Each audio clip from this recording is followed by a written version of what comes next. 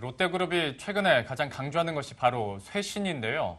롯데가 조직을 개편하고 새 얼굴들을 등판시켜서 쇄신에 시동을 걸었습니다. 네, 동시에 조직 안정도 추구했다는 평가입니다. 좀 더 자세한 내용 이대호 기자와 정리해보겠습니다. 네, 먼저 롯데그룹 조직 체계가 어떻게 변화가 된다는 건가요? 좀 크게 바뀝니다. 롯데그룹은 계열사가 90개가 넘거든요. 예. 그런데 사실 그 90개가 넘는 계열사들끼리 별로 시너지를 내지 못한다 이런 지적들이 상당히 좀 많았습니다. 특히나 어떤 사업이라든지 실적을 가지고 비슷한 유형의 계열사들끼리 좀 실적 경쟁을 하는 경우도 상당히 좀 많았고요. 네. 그래서 이번에 롯데가 유형이 비슷한 계열사들이 묶어서 그 4개의 BU, 이른바 비즈니스 유닛 체계로 좀 뭉치기로 했습니다.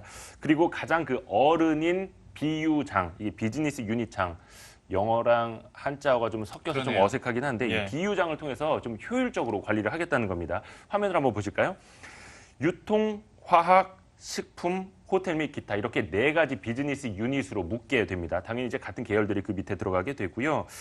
이런 체제는 사실 지주회사 전환을 염두에 둔 그 사전 단계이기도 합니다. 네. 다만 여기서 빠진 게 이제 롯데카드 같은 금융 계열사인데 금융 계열사는 이제 금산분리 원칙을 좀 지키기 위해서 제외를 롯데가 해놨습니다. 그리고 롯데그룹의 그 컨트롤 타워인 정책본부도 좀 바뀝니다. 네. 사업을 지원하는 경영혁신실 또 준법 경영을 위한 컴플라이언스 위원회 이렇게 2가지 축으로 나뉘게 됩니다. 왼쪽에 있는 경영혁신실은 주로 이제 사업을 위주로 하게 되고 오른쪽에서는 준법 경영을 이제 지원을 하게 되는데요. 정책본부 그 실무 조직도 4개 팀 140여 명으로 대폭 축소가 됩니다. 그러니까 정리해보면 정책본부는 지원 조직으로 최소화하고 실제 사업은 각 비즈니스 유닛별로 책임 경영을 하는 구조가 되는 겁니다. 네, 그렇다면 이번 조직 개편을 통해서 롯데가 추구하고자 하는 것은 무엇으로 봐야겠습니까? 안정을 바탕으로 한 쇄신. 이 2마리 토끼를 롯데가 이제 앞으로 좇게 되는데요. 네. 각 사업 부문 그 비유장의 면면을 보면요.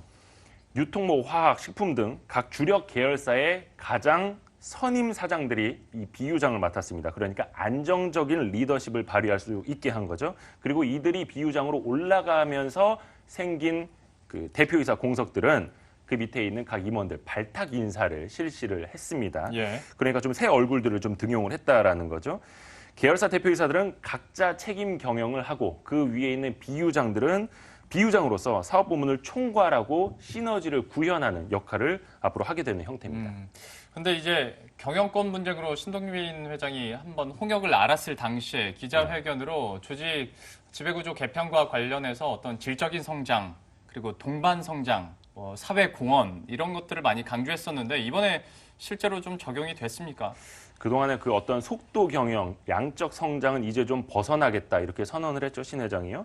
앞에서 그 설명을 드렸던 것처럼 컴플라이언스 위원회가 그룹의 최상단에서 준법 경영과 감사를 맡게 됩니다. 또한 사회공헌 위원회를 통해서 그룹 각 계열사가 하고 있는 사회공헌 활동을 좀 관리하고 더 확장을 하게 되고요. 또 앞서 말씀드린 그 비즈니스 유닛 체제가 어떤 실적의 그 시너지뿐만이 아니라 산업 생태계도 좀 고려를 하고 이 질적 성장을 추구하는 그 역할 자체도 함께 하게 됩니다. 네. 롯데그룹이 마지막으로 이렇게 설명을 했습니다. 국민들에게 사랑받는 기업으로 거듭나기 위한 경영 쇄신 의지를 담았다.